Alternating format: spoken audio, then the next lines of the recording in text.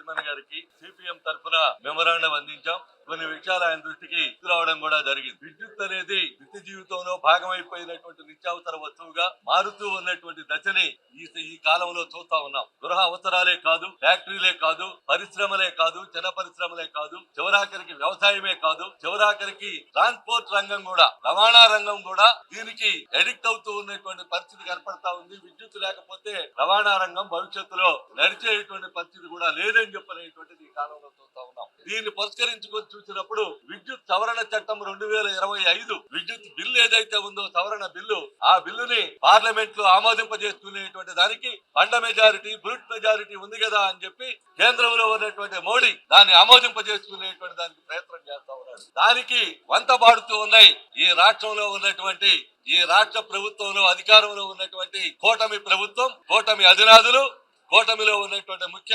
నాయకత్వం, చివరాఖరికి including opposition also ప్రతిపక్ష పార్టీగా చెప్పుకునేటువంటి పార్టీ కూడా ఇందులో భాగస్వామిగా మారుతూ ఉన్నటువంటి పరిస్థితి చూస్తా ఉన్నాం. ఏ బిల్లు వచ్చినా పార్లమెంట్ లో, లోక్సభ కావచ్చు, రాజ్యసభ కావచ్చు, ఏ బిల్లు వచ్చినా మేము ఆమోదింపజేసుకుంటామని చెప్పనేటువంటి ఒక ధైర్యాన్ని మన ఆంధ్రప్రదేశ్ ఒక్కటే ఇస్తా ఉంది. దాన్ని మోడీ ఉపయోగించుకుంటా ఉన్నాడని చెప్పనే చూస్తా ఉన్నాం. అందుకని ఈ దశలో మీరు ఎలక్ట్రిసిటీ రెగ్యులేటరీ కమిషన్ అనేది వెన్నెముక లేని బాడీ కాదు, అమీబా అంతకంటే కాదు, ఇది బోన్లెస్ బాడీ కాదు, ఇది అటానమస్ బాడీ, స్వయం ప్రతిపత్తి కలిగినటువంటి సంస్థ. స్వయం ప్రతిపత్తి కలిగినటువంటి ఈ సంస్థని అధికారంలో ఎవరుంటే వాళ్ళు నామినేట్ చేసి ఉండొచ్చు. That is different. నామినేట్ చేశారు కాబట్టి వాళ్ళ కనుసరణలో వాళ్ళు చెప్పినటువంటి దాంట్లో మేము నడవాలని చెప్పనేటువంటి ఆలోచన ఈఆర్సీకి ఉండడం అని చెప్పనేటువంటిది ఈ రాష్ట్ర ప్రజలు చేసుకున్నటువంటి దౌర్భాగ్యం. అది లేకుండా ఉండాలని చెప్పి ఈఆర్సీ చైర్మన్ గారి దృష్టికి కూడా తీసుకొచ్చాం. ఆ రకమైనటువంటి దీంట్లో ఇప్పటికైనా మార్చండి అని చెప్పనేటువంటిది చెప్పాం. ఇకపోతే డెస్కంలకి రాష్ట్ర ప్రభుత్వం చెల్లించాల్సినటువంటి బకాయిలు ఉన్నాయి. ఆ డెస్కంలకి చెల్లించాల్సినటువంటి బకాయిలు చూస్తే రాష్ట్ర ప్రభుత్వమే 12,718 కోట్ల రూపాయలు చెల్లించాలి. లోకల్ బాడీస్ కానీ, కార్యాలయాలు కానీ 8,167 కోట్ల రూపాయలు చెల్లించాలి. ట్రూఅప్ ఛార్జీలు 4,498 కోట్ల రూపాయలు చెల్లించాలి. ఇవన్నీ కలిపితే వెరసి 25,000 కోట్ల రూపాయలు ప్రజల మీద భారం వేసేటువంటి దానికి ప్రభుత్వం వసూలు చేయడంలా, వసూలు చేసి వాళ్ళ దగ్గర నుండి కలెక్ట్ చేసి నువ్వు డెస్కంలకు అందిస్తే డెస్కంలు వాళ్ళ మీద వేయాల్సినటువంటి అవసరం ఉండదు, ప్రజల మీద వేయాల్సిన అవసరం ఉండదు. కానీ అది అలాగే పెట్టి కూర్చొని అవి వసూలు చేసినవి నీ ఖజానాలో, నీ ఎఫ్ఎంఎస్ తాలూకో, నీ సిడిఎంఏకో, నీ ఎఫ్ఎంఎస్ తాలూకానో వెళ్ళిపోయి తీసుకెళ్లి పెట్టేసుకుంటూ అసలేమీ వసూలు కావట్లేదని చెప్తూ ఉన్నటువంటి పరిస్థితి చూసాం. అందుకని వాటిని ప్రజల మీద భారం వేయకుండా వసూలు చేసేటువంటి దానికి పూనుకోవాలి, కఠినమైనటువంటి చర్యలు తీసుకోవాలి వాళ్ళ మీద అని చెప్పనేటువంటి కూడా ఈ సందర్భంగా తెలియజేస్తా ఉన్నాం. రెండో విషయం, ప్రైవేట్ వినియోగదారుల బకాయి 6,289 కోట్ల రూపాయలు ఉంది.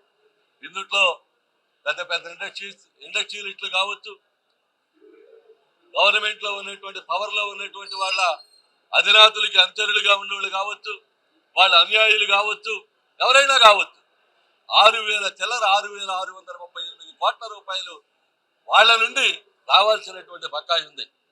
అలాగే కుప్పంలో రెస్కో అని చెప్పనేటువంటి పేరుతో 659 కోట్ల రూపాయలు కుప్పం నుండి రావాల్సినటువంటిది ఉన్నది.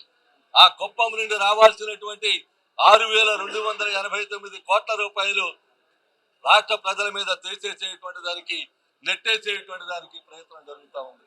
అందుకని రెస్కో దీనికి బకాయి కూడా చెల్లించాల్సినటువంటి బాధ్యత డెస్కంలకి రాష్ట్ర ప్రభుత్వాన్ని, ఇది గమనంలో ఉంచుకోవడంలా.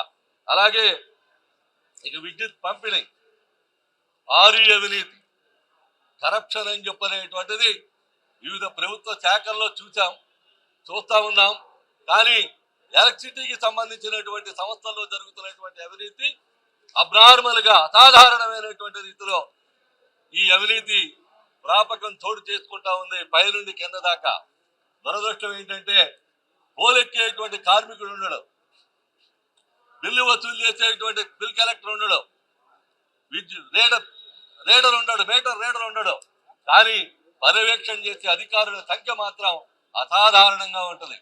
జైలు నుంచి పైన ఉన్నటువంటి జేఎండీల వరకు, ఎండీల వరకు, చైర్మన్ల వరకు మొత్తం అందరూ కూడా ఇందులో భాగస్వాములుగా ఉన్నటువంటి పరిస్థితి చూస్తా ఉన్నాం. అందుకని ఈ అవినీతిలో భాగస్వాములైనటువంటి వాళ్ళని ఒకే చోట పేరబెట్టుకుని ఉన్నటువంటి దాన్ని డిస్టర్బ్ చేయకపోతే, వాళ్ళు అక్కడి నుండి పంపించేటువంటి దానికి ప్రయత్నం చేయకపోతే, మీరు చెప్పారుగా ఎన్నికల ముందు నేను వస్తే స్వచ్ఛమైనటువంటి పరిపాలన అందిస్తా, స్మార్ట్ మీటర్లు పెట్టను, ఎలాంటి చర్యలు చేపట్టను, గతాన్ని నమరేసుకుని మీరు చూడండి, నాకు వాళ్ళకి వ్యత్యాసం ఉందని చెప్పావు. మీ అబ్బాయి అయితే, ముఖ్యమంత్రి గారి తనయుడైతే స్మార్ట్ మీటర్లు పెడితే పగలగొట్టండి అని చెప్పారని ఆయన ఎన్నికల ముందు ప్రచారంలో కూడా చెప్పాడు. ఎందుకని స్మార్ట్ మీటర్లు ఎత్తేలా, ఎందుకని స్మార్ట్ మీటర్లు రద్దు చేయడంలా, ఎందుకని స్మార్ట్ మీటర్లు అంటే అదాని ఎనర్జీ సొల్యూషన్స్ కి ఇక్కడ జరుగుతూ ఉన్నటువంటి డెస్కంలకి మధ్యనటువంటి జరిగిన రహస్య ఒప్పందంలో మీరు కూడా భాగస్వాములేనా? మేము ప్రశ్నిస్తా ఉన్నాం, సమాధానం కోరుతా ఉన్నాం. ఆ ప్రశ్నకి సమాధానం మీ నుండి చెప్పాలి, రావాలి మీ నుండి. కానీ చెప్పడంలా, ప్రభుత్వం వైపు నుండి రావడంలా. ఎందుకని ఆ ఒప్పందాన్ని బయట పెట్టరు? ట్రాన్స్పరెన్సీగా ఎందుకు ప్రజలకు చెప్పరు? ఆ రహస్య ఒప్పందాన్ని ఎందుకని దాస్తా ఉన్నారు? ఆ స్టేట్మెంట్ ఎందుకని బయటికి రానివ్వకుండా కాపాడుకుంటా ఉన్నారు? అందుకని ఆ రకమైనటువంటి పద్ధతుల్లో చేయటం కరెక్ట్ కాదు. ఎప్పటికైనా సరే బయట పెట్టండి అని చెప్పనేటువంటి డిమాండ్ని మేము ముందుకు తీసుకొస్తా ఉన్నాం. బకాయిలు వసూలు చేయాలని చెప్పని డెస్కంల మీద ఒత్తిడి పెంచండి. డెస్కంలు బకాయిలు చేసేట్టుగా, వసూలు చేసేట్టుగా, ప్రభుత్వం వైపు నుండి రావాల్సిన ఇచ్చేటట్టుగా చేసేటట్లయితే 4,498 కోట్ల ట్రూ అప్ ఛార్జీ ఏదైతే ఉందో ఆ ట్రూ అప్ ఛార్జీని వసూలు చేయాల్సినటువంటి ప్రజల మీద సర్దుబాటు ఛార్జీల పేరుతో, ఇంధన ఛార్జీల పేరుతో ఎప్పుడో కాల్చుకున్నటువంటి దానికి ఇప్పుడు కట్టాల్సినటువంటి అవసరం ఉందా? లేదే. నువ్వు రద్దు చేస్తానన్నావుగా, మరి ఎందుకని చేయడంలో? అందుకని ఆ రకమైనటువంటి పద్ధతుల్లో ఈ 4,498 కోట్లు వసూలు చేసేటువంటి దానికి పూనుకోవాలి. ప్రజల మీద భారం వేయడానికి వీల్లేదు. ట్రూ అప్ ఛార్జీలు ఉంటే ప్రభుత్వం భరించాలి, సర్దుబాటు ఛార్జీలు ఉంటే ప్రభుత్వం భరించాలి తప్ప ప్రజల మీద వేయడానికి వీల్లేదు. స్మార్ట్ మీటర్లు ఎత్తేయాలి. స్మార్ట్ మీటర్లు ఎత్తేయకపోయినట్లయితే రాబోయే కాలంలో ఫిబ్రవరి 12 దేశవ్యాప్తంగా జరిగేటువంటి సభలో కూడా విద్యుత్ సవరణ బిల్లు 2025 రద్దు చేయాలని చెప్పలేటువంటి డిమాండ్ ముందుకు తీసుకొస్తా ఉన్నాం. దాంతో పాటు ప్రజా ఉద్యమాన్ని కూడా మళ్ళీ తిరిగి గతంలో జరిగినటువంటి బషీర్బాగ్ ఉద్యమం తిరిగి మళ్ళీ నెలకొంటుంది. తస్మా జాగ్రత్త అని చెప్పనేటువంటిది ప్రభుత్వాన్ని హెచ్చరిస్తా ఉన్నాం. చివరిగా ఒక అంశం, ఈఆర్సీ ఏదైతే ఉందో బోన్లెస్ గా కాకుండా విత్ బోన్ గా, అమీబాగా కాకుండా అటానమస్ బాడీగా మీరు మెయింటైన్ చేయండి.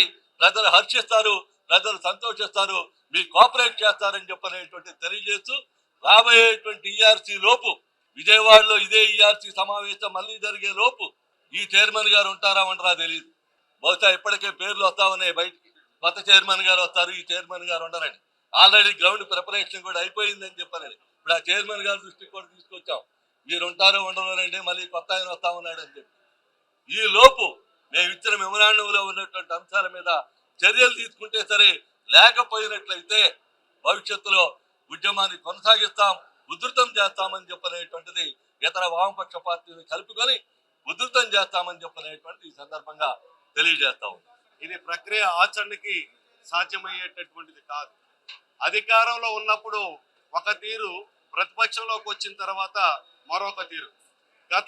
గతంలో జగన్మోహన్ రెడ్డి గారి ప్రభుత్వం తీసుకొచ్చినటువంటి ఈ యొక్క విద్యుత్ సవల్ని వ్యతిరేకించినటువంటి కూటమి ప్రభుత్వం, ఆ రోజు ఉన్నటువంటి తెలుగుదేశం, జనసేన, ఆ బీజేపీ కానీ ఈరోజు ఎన్నికల అధికారంలోకి వచ్చిన తర్వాత మాట మార్చేటటువంటి తీరు సరైనటువంటిది కాదు. ఏం చెప్పాడు లోకేష్? స్మార్ట్ మీటర్లు కనుక బిగిస్తే పగలగొట్టమని చెప్పాడు. మరి గడిచినటువంటి 20 నెలలుగా అధికారంలోకి వచ్చిన తర్వాత దొంగచాటుగా ఇవాళ స్మార్ట్ మీటర్లు అనేటటువంటిది అనేటటువంటిది దొంగచాటుగా మరి బిగించేటటువంటి పరిస్థితి. ఏ యజమాని కూడా దాన్ని అంగీకరించట్లా, అందరూ వ్యతిరేకిస్తా ఉన్నారు. వ్యతిరేకిస్తున్నప్పుడు కూడా మనం చూసినట్లయితే ఎక్కడైతే ఇళ్లలో ఓపెన్ గా ఉండేటటువంటి ప్రాంతంలో మీటర్స్ ఉంటాయి, కింద మెట్ల దిగువ భాగంలో ఉంటాయి. ఇంటి యజమాని కూడా తెలియకుండా దొంగచాటుగా వచ్చి స్మార్ట్ మీటర్లు బిగించేటటువంటి ప్రక్రియ కొనసాగుతూ ఉన్నది. కాబట్టి ఏదైతే ఎన్నికల ముందు కూటమి ప్రభుత్వం చెప్పిన దానికి అనుగుణంగా ఈ రోజున స్మార్ట్ మీటర్ల బిగింపుని ఉపసంహరించుకోవాలని చెప్పి, అలాగే ప్రజల పైన వేసేటటువంటి భారాలు FPPCE అనేటటువంటి పేరుతో ఫ్యూయల్ పర్చేస్ కాస్ట్ అడ్జస్ట్మెంట్ పేరుతోటి ప్రజల మీద ఎప్పుడో వాడుకున్నటువంటి దాని కోసం వేసేటటువంటి భారాలు ఏదైతే ఉన్నాయో ఆ భారాలను ఉపసంహరించుకోవాల్సినటువంటి అవసరం ఉన్నది. కాబట్టి కేంద్రంలో ఉన్నటువంటి బీజేపీ ప్రభుత్వం చెప్పేటటువంటి దానికి టూడు బసవంలాగా తల ఊపేటటువంటి కూటమి ప్రభుత్వం యొక్క వైఖరిని ఉపసంహరించుకోవాల్సినటువంటి అవసరం ఉంది. గతంలో ఏదైతే షిరిడి సాయి ఎలక్ట్రికల్స్ కి ఇచ్చినటువంటి ఒప్పందాన్ని ఉపసంహరించుకోమని చెప్పి టీడీపీ వారు కోరారో దాన్ని ఈ రోజున కొనసాగించేటటువంటి ప్రక్రియ సరైనటువంటిది కాదు. ఇది ERC అనేటటువంటి పేరుతోటి ఒక తంతు తప్ప ప్రజలందరూ కూడా ప్రజాభిప్రాయ సేకరణ అనేటటువంటిది ఈ రోజు చెప్తా ఉన్నారు. ప్రజలందరూ కూడా ఏమన్నా స్మార్ట్ మీటర్లు పెట్టమని చెప్తా ఉన్నారా? FPP ఛార్జీలు వేయమని చెప్పారా? ప్రజల మీద భారాలు వేయమని చెప్పి చెప్తున్నటువంటి తీరు ఉన్నదా? కాబట్టి అటువంటిది ఏమీ లేదు. ఇవాళ ఇది కేవలం ఒక తంతుగా కొనసాగించి ప్రభుత్వం తన యొక్క పనిని తాను కొనసాగించుకుంటూ ప్రజల పైన భారాలు వేసేటటువంటి విధానం సరైనటువంటిది కాదు. సిపిఐగా డిమాండ్ చేస్తున్నాం.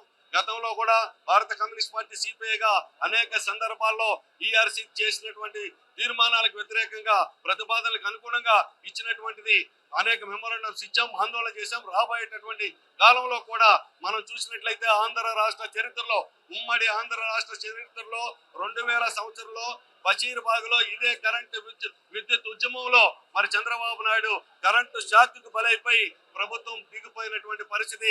చంద్రబాబు నాయుడు గారిని ఇంటికి సాగనంపినటువంటి విద్యుత్ ఉద్యమం చరిత్రని మరొకసారి పునరాలోచన చేసుకోవాల్సినటువంటి అవసరం ఉంది. రాబోయేటటువంటి కాలంలో కూడా వామపక్ష పార్టీలు, సిపిఐ అన్ని పార్టీలు కూడా కలుపుకొని విద్యుత్ ఛార్జీలు, అలాగే సర్దుబాటు ఛార్జీలు, ప్రజలపైన విద్యుత్ వేసేటటువంటి భారాల్ని ఉపసంహరించుకునేటటువంటి దానికోసం మరి ఈ రాష్ట్రంలో సిపిఐగా ఆందోళన చేస్తామని చెప్పి ఈ ERC ఏదైతే ప్రభుత్వం చెప్పేటటువంటిదే అనుసరించదు తప్ప ERCగా స్వయం ప్రతిపదిగా ఆలోచించేటటువంటి విధానం, ప్రజల యొక్క అభిప్రాయాల్ని సేకరణ చేసేటటువంటి అభిప్రాయాల్ని ఆచరణాత్మకంగా చేసేటటువంటి దానికోసం చర్యలు చేపట్టాలని చెప్పి సిపిఐగా డిమాండ్ చేస్తాం.